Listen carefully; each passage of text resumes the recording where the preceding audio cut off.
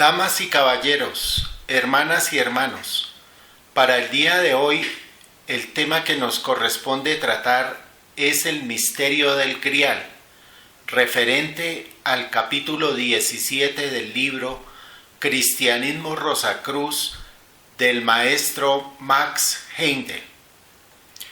En consideración de que existen en internet varios videos que tratan sobre el tema, y que nuestro maestro, el iniciado Ragosini, hizo un excelente resumen de los puntos esenciales de que trata esta obra, vamos a iniciar con esa exégesis realizada por el maestro.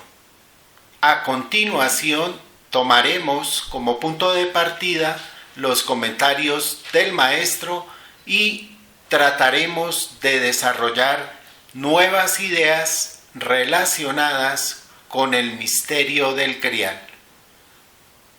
Presten mucha atención, por favor, porque el maestro habla muy rápidamente. El misterio del Grial es el misterio de la semilla. Es el misterio más grande de la naturaleza, porque gracias a ese poder de convergencia de los poderes del cosmos, en la bipolaridad eterna se producen todos los seres y todas las cosas. Por eso, evidentemente, Vanguard, ese Viernes Santo, descubrió el misterio del Grial. Describió cómo la vegetación, al recibir en la semilla la potencia magnética del Sol, empezó a proliferar y a crecer extraordinariamente para poblar la tierra de semillas, de flores, de frutos. E igualmente en todos los reinos. Este es el misterio del Grial. La Iglesia romana tiene el ceremonial del Grial, que lo verifica todos los días en la misa.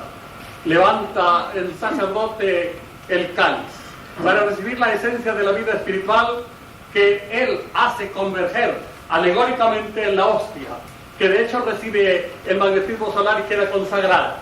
Pero esta es la alegoría. El hecho es que la energía solar es lo que alimenta la semilla y nutriéndonos con esta divina semilla de la generación universal, el hombre crece espiritualmente.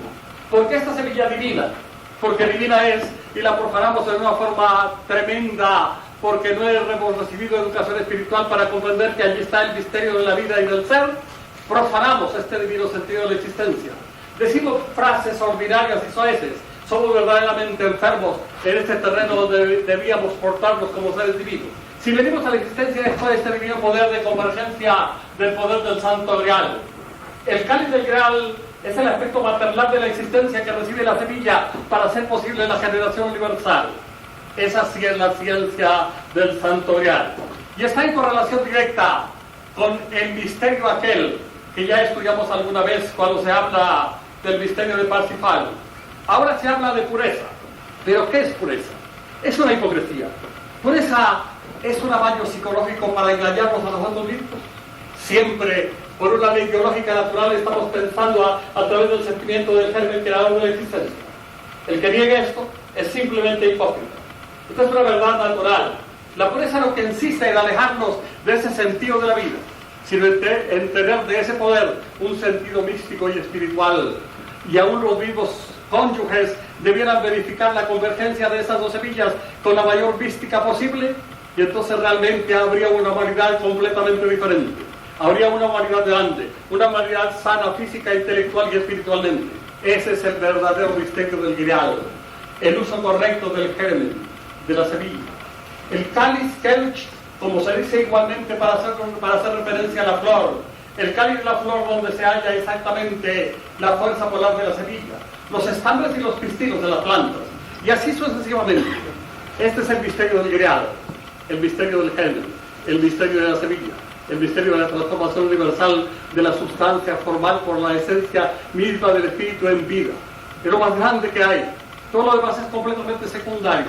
Entonces, ¿cómo debemos mirar el misterio del Grial? El misterio del Grial como el mayor y más grande y divino misterio de la naturaleza, por medio del cual la energía cósmica del espíritu solar interpenetra la semilla y hace posible el movimiento de la vida en todos los seres y en todas las cosas.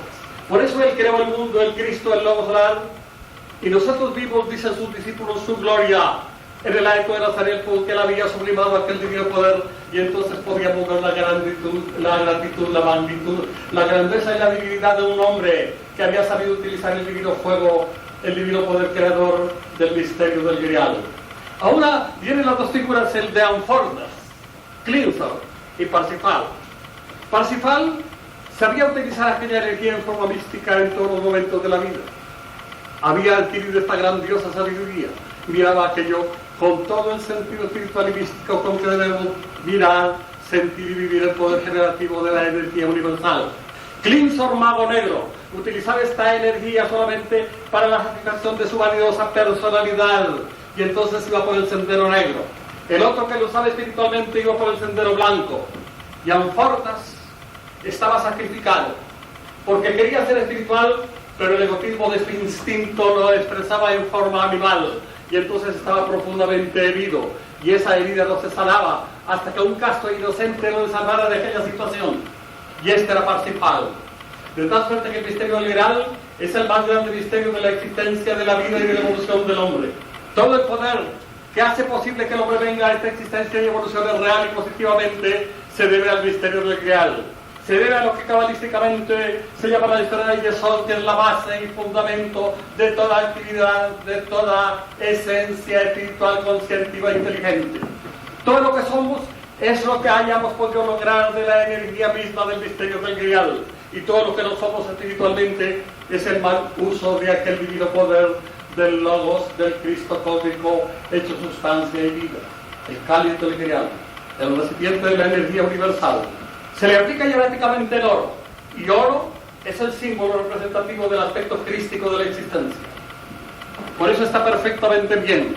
Y en medio del cáliz se pone la hostia, que es un símbolo hierático del sol, que es el Cristo, que es el Logos.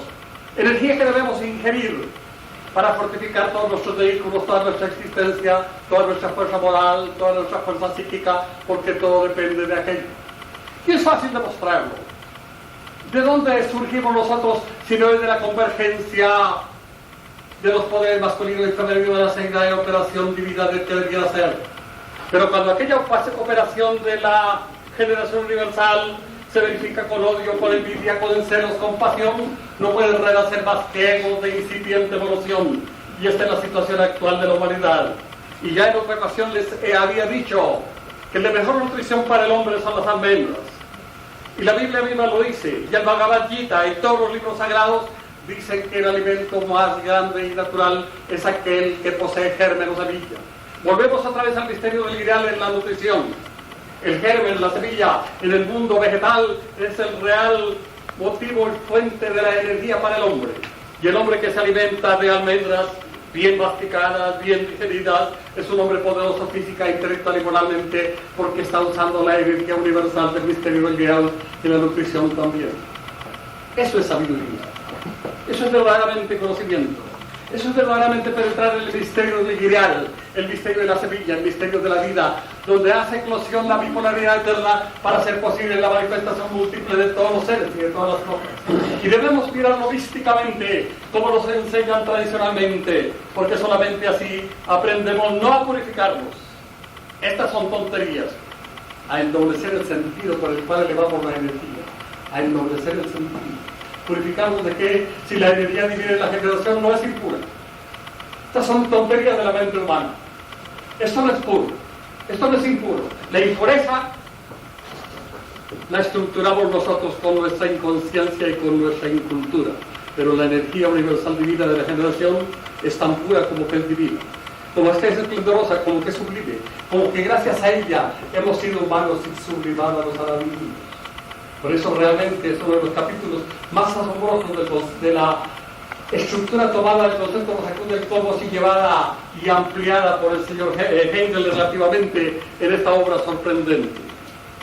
Algún hermano ayer me preguntaba si conocía alguna literatura con relación al misterio del Grial. La literatura es necesaria para llegar al sentido, pero al llegar al sentido también la literatura sobra. Allí está el germen de la vida. Allí está la energía de la naturaleza y la semilla que se abre haciendo eclosión, abriendo los canales de la tierra para recibir la energía solar. Y todos los gnósticos hablan exactamente de cómo recibimos la energía cósmica a través de los 7 grandes canales de la cabeza para producir y alimentar la semilla del germen de la existencia. La Cábala nos dice que el aliento del Espíritu Universal entra por la nariz del hombre y se convierte en sustancia de vida para hacer posible la evolución de los seres y de las cosas. Sabiduría demasiado sutil, demasiado penetrante, demasiado ambigua para el que no ha estudiado el espíritu gnóstico de la existencia, para el que no ha estudiado realmente, no intelectualizando, sino sintiendo el misterio del Grial. El misterio del Grial es el más grande de los misterios. Nos afanamos mucho por entenderlo. Esto es bien poco. Es el primer paso, pero no es lo esencial. Por vivirlo. Por llegar al sentido de la belleza y de la armonía que emana de esta divina joya de la vida espiritual. Y luego adelante al señor Heindel hace referencia a cómo las plantas asimilan el carbógeno y exhalan el puro oxígeno para nutrir la vida animal, y que si el hombre aprendiera a utilizar sublimativamente la energía creadora, entonces iría elaborando progresivamente la piedra filosofal, que es carbono utilizado y endurecido, porque el carbono es la sustancia germinal. Son cosas maravillosas. Por eso los rosacruces sabios, como ningunos, conocen que todos los reinos son divinos, que en todos ellos opera la divinidad por lo tanto. Y entonces el hombre tiene 3 cosas que hacer para pulir la piedra. Volverse consciente, comprender, ese es el campo de la filosofía. Amar, que es el campo de la sublimación. Yo sé hacer y operar noblemente a través del tiempo y del espacio para hacer que las energías del logos, convertidas en sustancia formal en la esfera de Yesod, se conviertan en voluntad, sensibilidad, inteligencia, amor y poder. Por eso le decía que no hay que ser compasivos, porque esto es ridículo. ¿Compadecer para qué? Los hechos se están cumpliendo dentro del divino karma y con compadecer no hacemos nada. Tenemos que comprender la situación, amar y servir. Esa es realmente la situación del hombre. En el campo de la comprensión trabaja la zona de la filosofía. En el campo del amor, la estética o mística. Y en el campo del servicio activo opera el aspecto del fuego creativo del Espíritu Santo, donde subyace evidentemente el misterio del Grial. Es grandioso aquello, es grandioso y sublime en su esencia. Así que el hombre está en una dirección distinta de la planta. La planta está alimentada por el Espíritu de Jehová y recibe la energía de la tierra a través de la raíz y la eleva hacia la flor. El hombre recibe la energía crística del sistema solar y va a convertirlo en semilla, que es el misterio del Grial. El animal, con su espina dorsal horizontal, hace la cruz. Así que entre los 3 reinos operativos y vivientes se hace la cruz del aje. Pero el hombre resume el reino animal, el reino vegetal, el reino espiritual, el reino humano y todo cuanto ha sido elaborado en la superficie de la tierra en esta evolución magnífica que nace y emerge todo del fuego del Espíritu Santo, de la semilla divina del Santo Grial. El misterio del Grial. En la elocuente y magistral conferencia que acabamos de escuchar, nuestro maestro, el iniciado Ragosini, hace referencia a la escuela de los gnósticos. Vinculados al misterio del Grial, también se hallan la escuela de los caballeros de la mesa redonda y obviamente los caballeros del Grial. En última instancia, todas las órdenes, logias, escuelas y modos de la ciencia iniciática están vinculadas con el misterio del germen o la semilla, lo cual nos lleva a meditar en las 7 escuelas del esoterismo tradicional. Cada escuela está vinculada a un rayo, a una cefira y a un chakra o centro magnético. Vamos a ver gráficamente ilustrado sobre el árbol cabalístico esas relaciones entre los sefirot, los chakras, las escuelas y los rayos. En relación con los rayos hallamos el primer rayo de la voluntad o primer aspecto del logos, el segundo rayo o el rayo del amor o el segundo aspecto del logos, y el rayo de la sabiduría que corresponde al tercer aspecto del logos.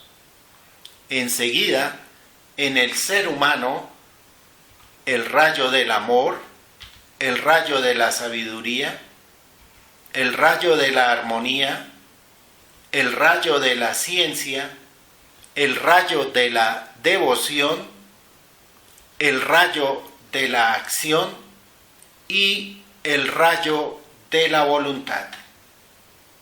En las escuelas, órdenes o logias encontramos los cabalistas, los caballeros del Grial, los hermetistas, los esenios, los caballeros de la mesa redonda, los gnósticos y los magos. En los centros magnéticos o chakras, desde lo más sutil a lo más denso, tenemos Sahasrara o fontanela anterior, Soma o fontanela posterior, Ajna o entrecejo, la lana o faríngeo, Vishuddhi o laríngeo, Anahata o cardíaco, Surya Mandala o plexo solar, Manipura o umbilical, Swadhisthana o centro generativo, Muladhara o coccígeo. Vamos a observar durante unos segundos una visión en conjunto de la información anterior.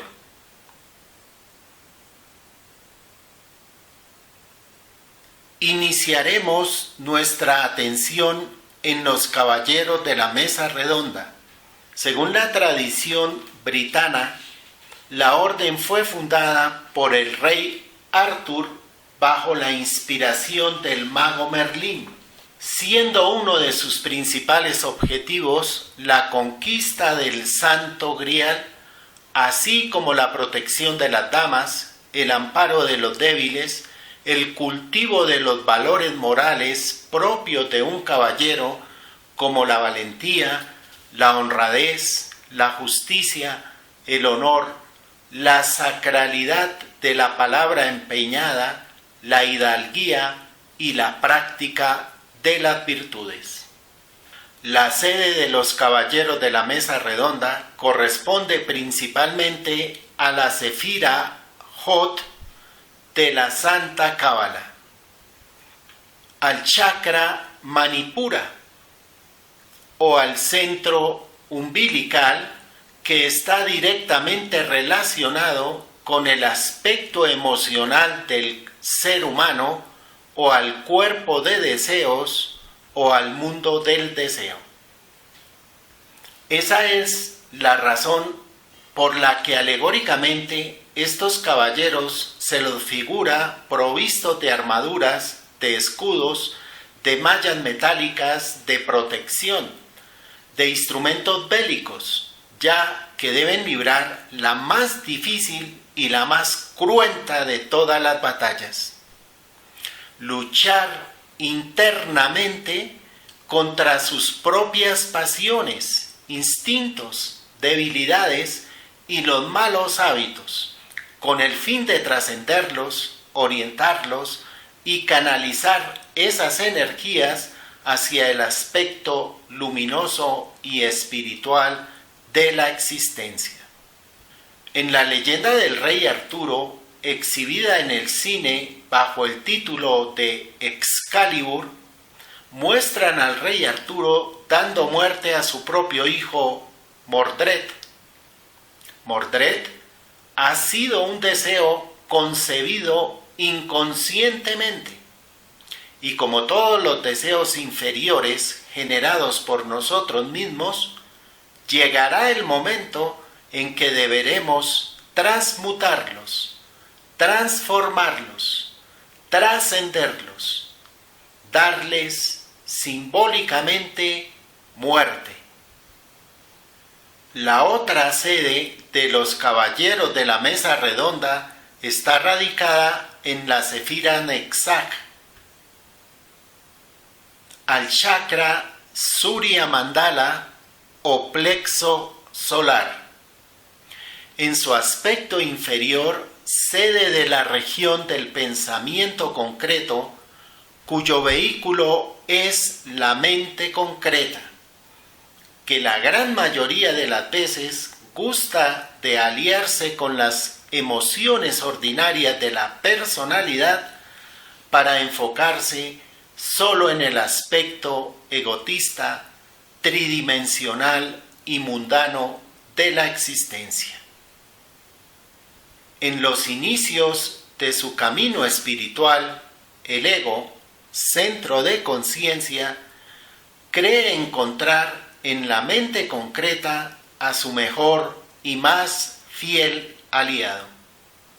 Y bien pronto se desengaña, pues ésta fácilmente se deja seducir por el encanto y el atractivo de la forma en la otra polaridad, de análoga manera a como Lancelot quedó seducido y encantado por la belleza del eterno femenino en la forma física encarnada en Ginebra, Guinevere, Genever, Guinevere, Genoveva, siendo la causa de su traición al rey Arthur, a los caballeros de la mesa redonda y al divino ideal de la espiritualidad. Cada uno de los 12 caballeros de la mesa redonda encarnaba un signo zodiacal. Por lo tanto, la alegórica tabla o mesa redonda alrededor de la cual se reunían es un símbolo del círculo zodiacal.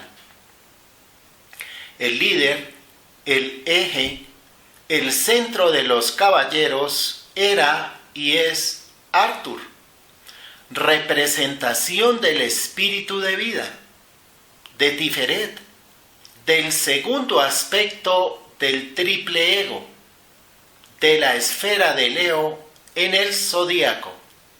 Y por esa razón se representa al rey Arturo con la figura de un león en su zona pectoral sobre su armadura. Como consejero, guía e inspirador de Arthur se halla el mago Merlín, símbolo del iniciado de quinto grado o adepto. Y siendo el inspirador del segundo aspecto, Merlín es el primer aspecto del triple ego, el espíritu divino. Él es el verdadero y primer promotor, generador de los caballeros de la mesa redonda. En estas imágenes de la película Excalibur observamos el momento del nacimiento de tan noble institución. Todos los signos del zodiaco tenían un caballero que representaba, a excepción del correspondiente a la esfera de Escorpio o de Yesod en la Santa Cábala, chakra suadhisthana o centro generativo. Inicialmente no hubo ningún humano digno de ocupar aquella posición, pues requería una absoluta pureza para mirar con devoción el magno misterio de la generación universal expresado en el grial como recipiente de la semilla. Por eso, aquel puesto en la literatura artúrica recibió el nombre de la silla peligrosa o el asiento peligroso, en razón que quien quisiera ocupar aquella dignidad sin tener todavía el mérito suficiente era destruido psíquica y moralmente por aquellas energías de la vida. Este sitio había sido reservado por el mago Merlín para que fuera ocupado por el caballero más puro y con mayor mérito para encontrar el Santo Grial. Después de muchas vicisitudes, luchas, esfuerzos, trabajos, dificultades que simbolizan todo el sendero de aprendizaje que el ego, centro de conciencia, debe realizar durante cientos o miles de renacimientos, llega el momento en que se ha convertido a sí mismo en un ser humano que vale por sí mismo, en un Parzival con Z o Parsifal. Visualizamos a Parsifal como el símbolo de la imaginación, inspirada por la sensibilidad crística, o en otras palabras, vemos en Parsifal la encarnación del tercer aspecto del triple ego, inspirado por el segundo aspecto del triple ego. Solamente cuando nuestra imaginación esté inspirada por el sentimiento del amor cósmico universal, el sentido o sentimiento crístico, cristificante o cristificador de la existencia, es cuando estaremos capacitados para ocupar sin ningún peligro la silla peligrosa de los caballeros de la mesa redonda. Pasaremos vidas y vidas, renacimientos tras renacimientos, incorporaciones tras incorporaciones, hasta que no sintamos en nuestro ser interior que la energía generativa es de absoluta pureza, santidad y sacralidad en sí misma, porque es la esencia misma del Logos. El cáliz no aparecerá ante nuestra vista hasta que no hayamos logrado la realización íntima de la pureza de la sensibilidad, la imaginación, el pensamiento, la palabra y la acción. Hemos interpretado desde el punto de vista esotérico y cabalístico a Merlín, al rey Arturo, a Parsifal, a Lancelot. Seguiremos con Amfortas. Simboliza a aquel que tiene aspiraciones y espirituales ideales, pero todavía no tiene el mérito suficiente para trascender los encantos de la feminidad, para ver en ella más que una forma física en la cual satisfacer sus deseos e instintos. Por eso en la ópera Parsifal de Richard Wagner lo muestran cayendo ante los encantos de Kundry. En el libro El cuento del Grial de Chetrien de Troyes aparece como el rey pescador. En el libro de Parzival de Wolfram von Eschenbach aparece como Amfortas y con el título del rey pescador. Kundry tiene una doble polaridad, una como servidora del Grial y otra como servidora de los instintos y las pasiones bajo el sometimiento del mago negro. Camelot es el reino, el ambiente hasta donde llega la influencia del rey Arturo, el campo donde, según cuenta la leyenda, tuvo que sostener grandes batallas. equivale a la región química del mundo físico o al Malhut de la Santa Cábala, hasta donde llegan los rayos del sol, los rayos del rey Arturo.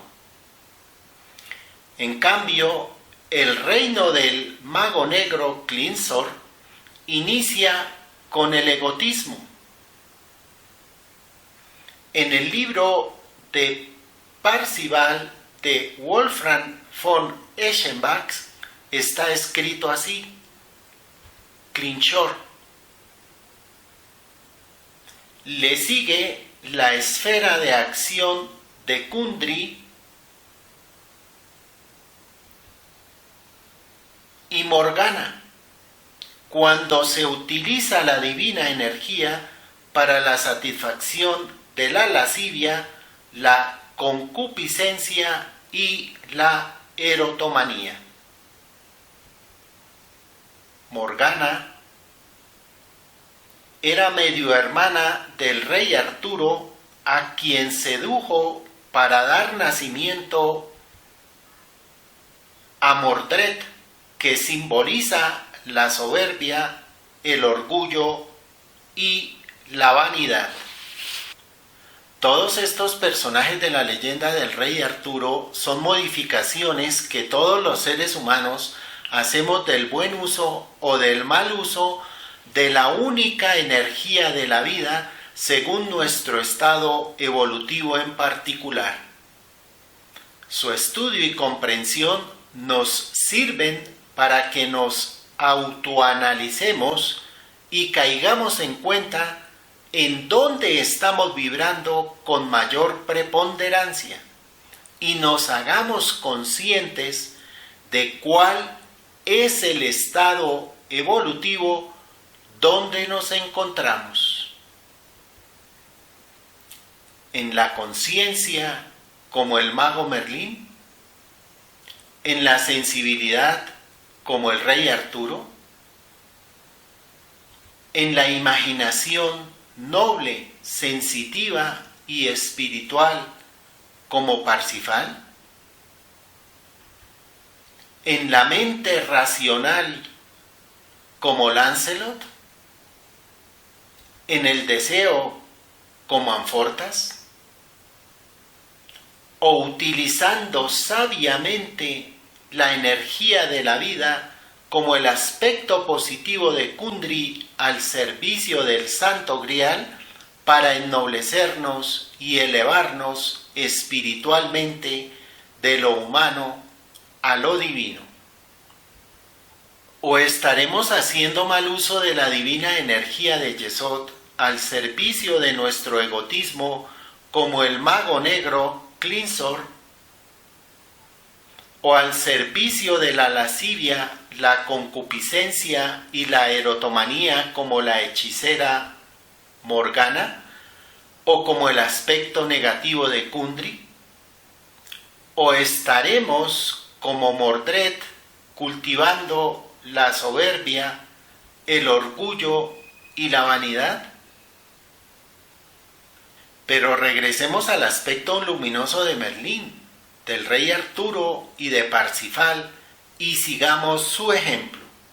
Tratemos de vibrar siempre en la armonía de Tiferet, en la armonía del sol espiritual del Cristo cósmico o del amor cósmico universal, para que un día, gracias a nuestro esfuerzo, obtengamos el mérito de poder levantar la espada Excalibur, símbolo de la voluntad y de la luz astral ligada a la piedra del sabio, ligada al altar del Santo Grial, hacia las alturas espirituales de nuestra propia y esencial divinidad.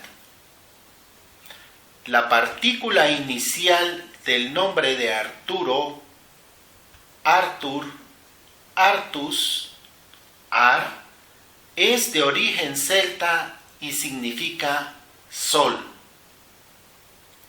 La partícula tur es homófona de la inglesa tour, que significa giro, viaje, vuelta, movimiento. la sílaba ar igualmente se halla presente en muchas palabras que son claves para el esoterismo, como ara, ario, arca, arte, árbol, arhat, ararat, arcano, armonía, arimatea, arcángel, arquetipo, arquitecto y aristocracia. Con algunas de estas palabras hemos compuesto la siguiente prosa poética donde condensamos lo que consideramos es el significado grandioso de la gran obra contenido en la expresión Arthur. El arquetipo que el gran arquitecto del universo nos ha trazado es trabajar sobre el ara o piedra consagrada del altar de la vida, haciendo retornar nuestra semilla de linaje solar a su sutil y sacrosanto lugar. Artistas del hierático arte regio o arte real, de nosotros quiere formar para que de la aristocracia espiritual de la jerarquía blanca algún día podamos participar y la capacidad lograr de a la humanidad iluminar y auxiliar.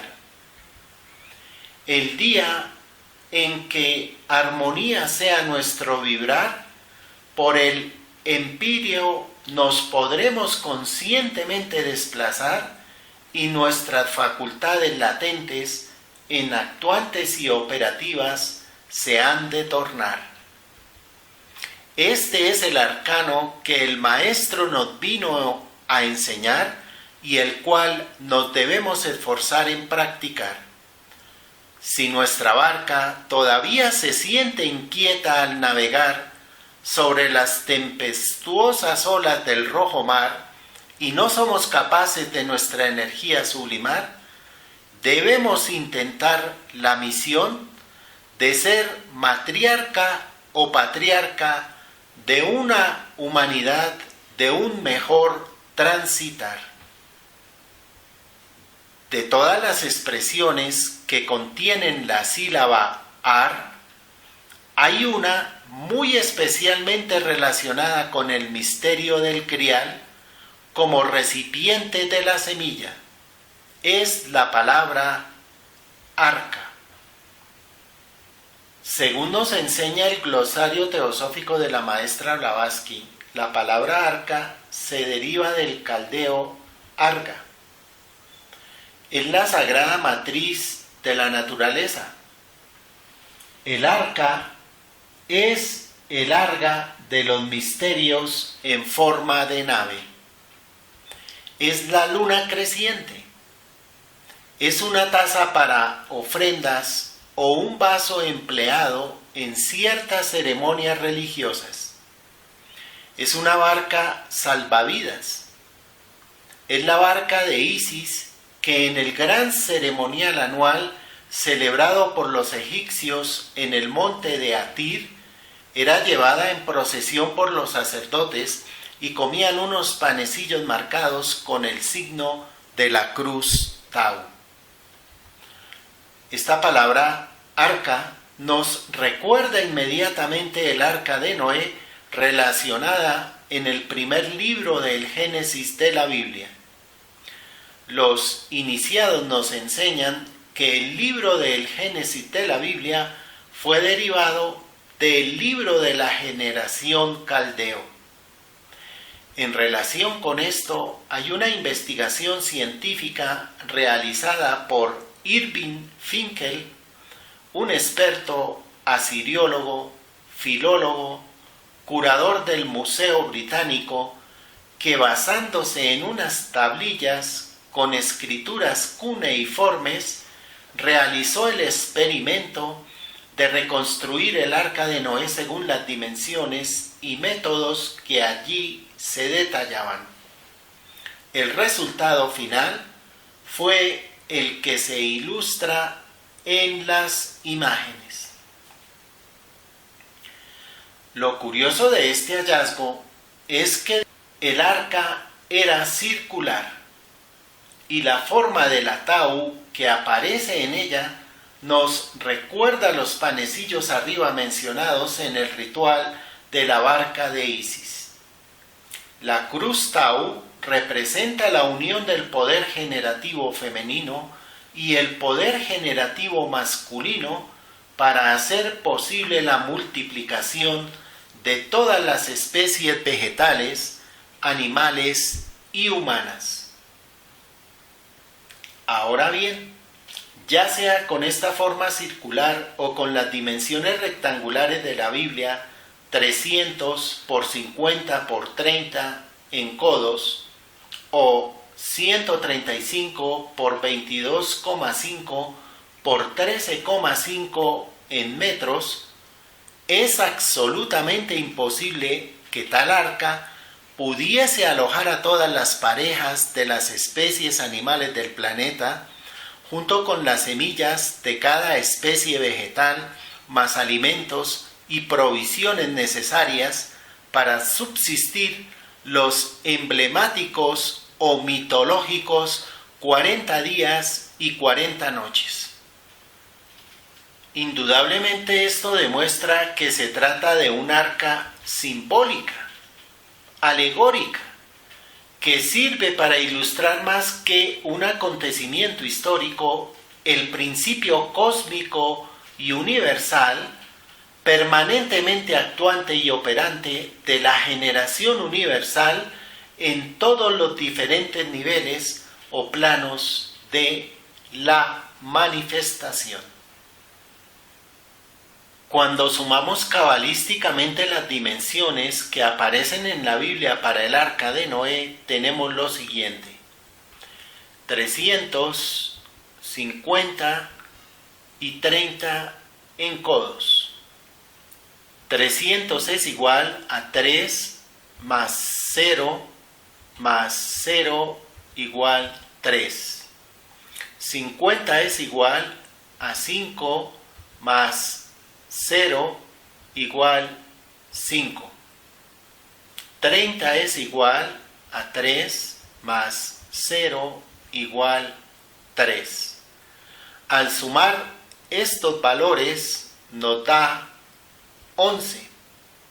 Las dos columnas del templo de la vida, una semilla masculina y una semilla femenina, unidas en el arca o grial o cáliz, son las que han hecho posible la continuidad de la vida ayer, la está permitiendo hoy y la permitirá en el mañana, hasta cuando sea necesaria la cooperación de los polos complementarios para la generación.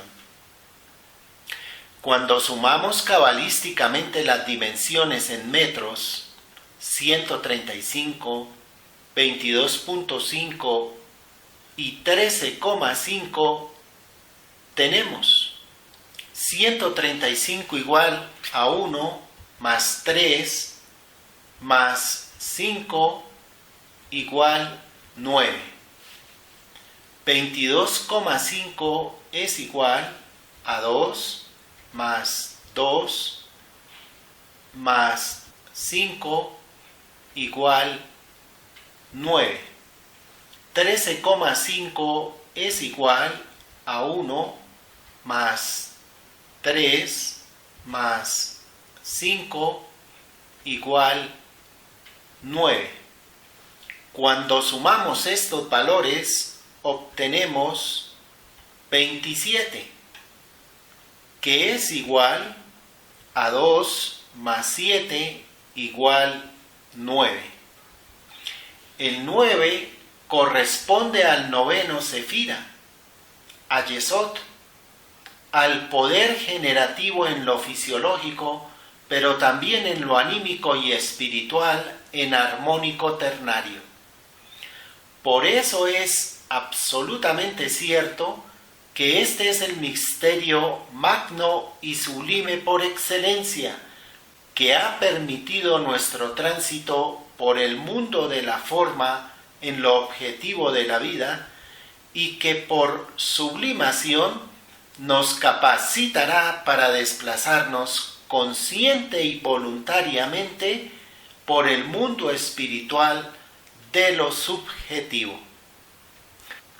La palabra arca del arca de Noé y el arca en la cual se salvó Moisés están escritas en la Biblia con la misma palabra hebrea, Tebat, Tebach Noah y Tebach Comer, o arca de los juncos de Moisés.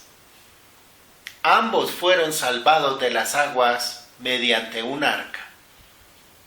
Noé, salvado de las aguas del diluvio de la época Atlante, significando el nuevo hombre de la nueva raza, la simiente para poblar de nuevo la tierra. Moisés, salvado de las aguas del mar rojo de las pasiones y los instintos, que habiéndolos superado y trascendido, se convirtió en el iniciado que ya podía instruir a quienes aspiraban a pertenecer no al pueblo elegido, sino al pueblo de los elegidos. Para realizar esta misión fue instruido por la divinidad para construir el arca de la alianza, que contenía en su interior el maná, la vara de Aarón que floreció y las tablas de la ley hechas en piedra. Enseñó la gran maestra Blavatsky en el tomo 4 de Isis sin velo y de la doctrina secreta lo siguiente. El arca, en la cual se conservan los gérmenes de todas las cosas vivas necesarias para volver a poblar la tierra, representa la supervivencia de la vida y la supremacía del espíritu sobre la materia. En el mapa astroteosófico del rito occidental, el arca corresponde con el ombligo y está colocada al lado izquierdo, el lado de la mujer, la luna, uno de cuyos símbolos es la columna de la izquierda del templo de Salomón, Boax. El ombligo está relacionado por medio de la placenta con el receptáculo, en donde se fructifican los embriones de la raza. El arca es el arca sagrada de los indos, y así no es difícil inferir su relación con el arca de Noé, teniendo en cuenta que el arca era un vaso oblongo usado por los sumos sacerdotes como cáliz sacrificador en el culto de Isis, Astarte y Venus Afrodita, todas las cuales eran diosas de los poderes generadores de la naturaleza o de la materia, y por tanto representaban simbólicamente el arca que contenía los gérmenes de todas las cosas vivas. Recordemos que el centro umbilical, en otras palabras, ombligo, es la sede principal de los caballeros de la mesa redonda. El trabajo de los caballeros de la mesa redonda es llevar las energías desde el centro umbilical hasta la sede de los caballeros del grial, el entrecejo.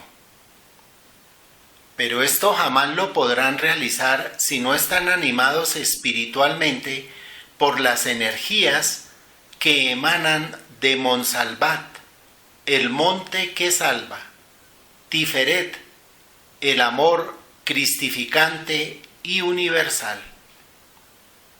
El chakra umbilical se localiza en la columna Pojás, igualmente la luna, el cáliz, la estrella de 6 puntas o exalfa, la escuadra como expresiones simbólicas del principio universal femenino. En la columna Jaquín, en polaridad complementaria, el plexo solar, el sol, la lanza, la estrella de 5 puntas o pentalfa, el compás, como expresiones simbólicas del principio universal masculino. El arca de la alianza es un símbolo del poder generativo femenino. Y si la Brit Milá o el pacto de la circuncisión para el aspecto masculino indica la pureza con que se debe manejar la energía masculina a nivel físico, vital, emocional, imaginal, verbal, mental, quiere decir que el arca de la alianza, Aaron Brit, análogamente indica la pureza con que se debe reverenciar al principio generativo femenino en todos los niveles de la manifestación, ya sea el físico, vital, emocional, imaginal, verbal o mental. Uno de los significados de la palabra hebrea Aarón, además de arca, es ataúd, sarcófago. El arca que encontraron en la cámara del rey en la pirámide de Keops, llamado comúnmente sarcófago, era el recipiente, cáliz, en el cual se colocaba el cuerpo físico del aspirante a la iniciación durante los 3 días en que su conciencia se desplazaba por los mundos internos en los niveles correspondientes a su estado evolutivo y a los que deseaba alcanzar. Transcurrido ese tiempo, si había triunfado, resurgía, simbólicamente resucitaba, como un hombre nuevo, con mayores poderes puestos en condición activa. Pero oigamos cómo textualmente describió esto la excelsa maestra Blavatsky. La cámara del rey en la pirámide de Keops es, pues, un sagrario de sagrarios egipcio. El pasaje de entrada y el sarcófago en la cámara del rey significaban regeneración, no generación. Era el símbolo más solemne, un santuario de santuarios verdaderamente, en donde se formaban hierofantes inmortales e hijos de Dios. Nunca hombres mortales e hijos de la lujuria y de la carne. En los días de los misterios de la iniciación, el candidato que representaba el dios solar tenía que descender dentro del sarcófago y representar el rayo vivificador penetrando en la matriz fecunda de la naturaleza. Al salir de él a la mañana siguiente, tipificaba la resurrección de la vida después del cambio llamado muerte. En los grandes misterios, su muerte figurada duraba 2 días, levantándose con el sol a la 3ª mañana, después de una última noche de las más crueles pruebas, al paso que el postulante representaba al sol, el orbe que todo vivifica, que resucita todas las mañanas para comunicar vida a todo. El sarcófago era el símbolo del principio femenino. Así era el Egipto. Su forma y figura cambiaba en cada país, pero permaneciendo siempre como una barca, una nave simbólica o un vehículo en forma de bote y un recipiente simbólicamente de los gérmenes o el germen de vida. El Argat, en forma de media luna de los griegos, era el tipo de la reina del cielo, Diana o la luna. Ella era la gran madre de todas las existencias, así como el sol era el padre. Hasta el momento hemos visto preponderantemente que el arcano o el misterio del grial es el misterio de lo femenino, del principio cósmico universal inducente, receptivo, continente o receptor, y que las siguientes expresiones son equivalentes o análogas entre sí: arca, nave, luna, grial, cáliz, barca, arga. Todas ellas son expresiones sinónimas del eterno femenino y forman parte del Sancta Sanctorum, del Santo de los Santos, de lo sagrado de lo sagrado, de lo sacro de lo sacro. Pero al referirse al Sancta Sanctorum es necesario mencionar su parte complementaria, el eterno masculino, principio cósmico universal y radiante, emisor. Si el cáliz es el continente, su contenido es la semilla, alegorizada en el maná, en el pan de la vida, en la hostia de la Iglesia romana, asimismo en el portador del germen o en la lanza que simboliza el rayo del sol físico que fecunda castamente a nuestra madre tierra, al sol espiritual que irradia sobre nuestra alma y al sol superespiritual que nutre nuestro espíritu.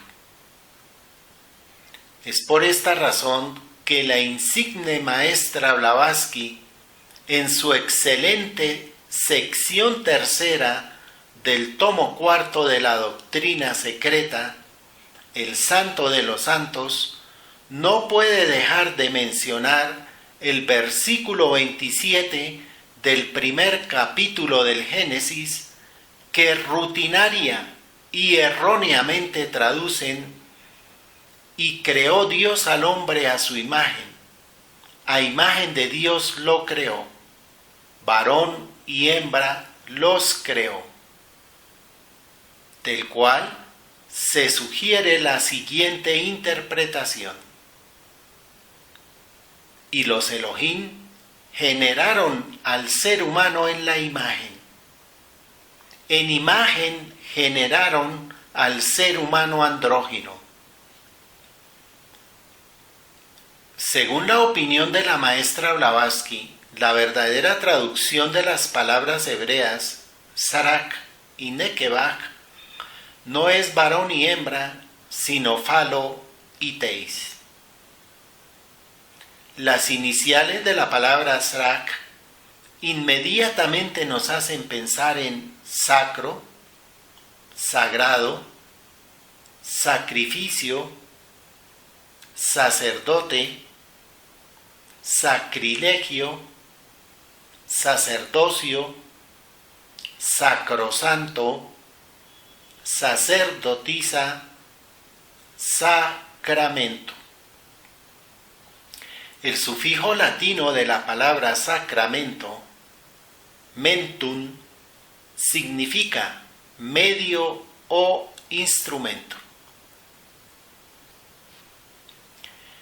El hombre que tiene en su ser interno el sentido de lo sagrado de la energía generativa realiza el sacrificio o el sacro oficio de transmutar, dirigir sus instintos para convertirse en un verdadero sacerdote, es decir, en un ser consciente de que está dotado de lo srak o sacro, y utilizar como sacramento o instrumento sagrado el matrimonio con su amada sacerdotisa humana para brindar templos físicos a egos que desean reincorporarse para evolucionar y ayudar a evolucionar espiritualmente a la humanidad. Es tan sacrosanta la generación como la regeneración. El único verdadero sacrilegio es la degeneración. A través de múltiples renacimientos o reincorporaciones de ininterrumpidos esfuerzos sostenidos por sublimar la santa y divina energía, naturalmente habrá de llegar el momento en que nos convirtamos en regios sacerdotes o sacerdotes reales para merecer la dignidad de ser caballeros del Grial. En la revista Rosacruz, número 23 de junio del 2015, se publicó un maravilloso editorial de autoría del maestro Israel Rojas, iniciado Ragosini, cuyo tema es el Santo Grial. Se ilustró este magnífico artículo con la siguiente imagen.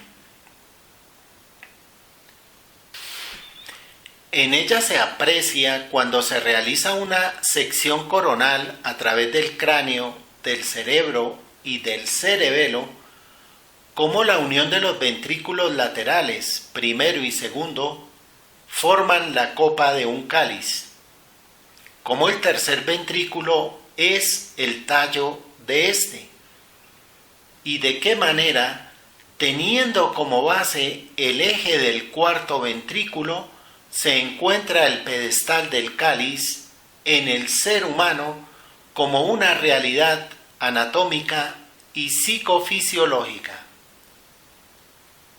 Nosotros, como seres humanos comunes y corrientes, no hemos logrado realizar el trabajo de la sublimación, y de ahí la carencia de evolución y facultades espirituales, y nos hallamos simbolizados en el cáliz sin luz y sin energía.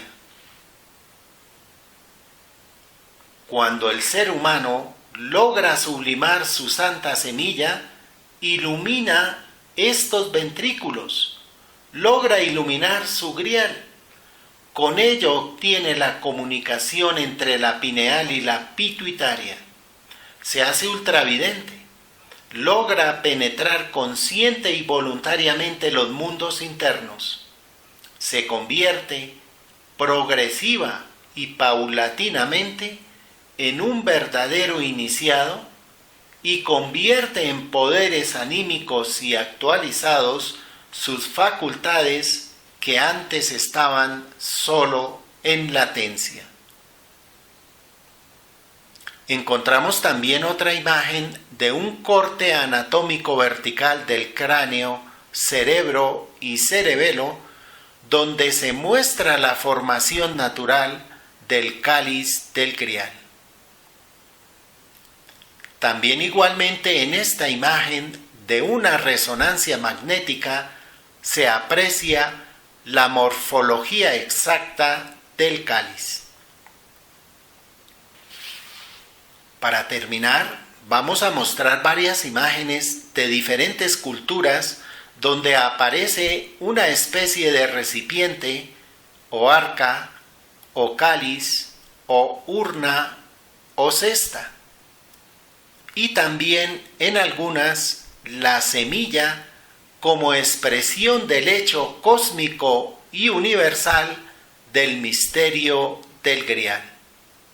En esta primera imagen se aprecia un recipiente de la civilización babilónica.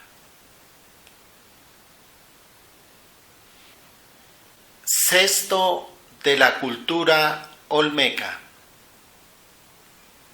Urna y semilla de la cultura de Babilonia. 3 cestas en una estela de Göbekli Tepe en la actual Turquía. Cálices y gérmenes de la cultura babilónica. Para finalizar, presentamos la última imagen también de la cultura de Babilonia.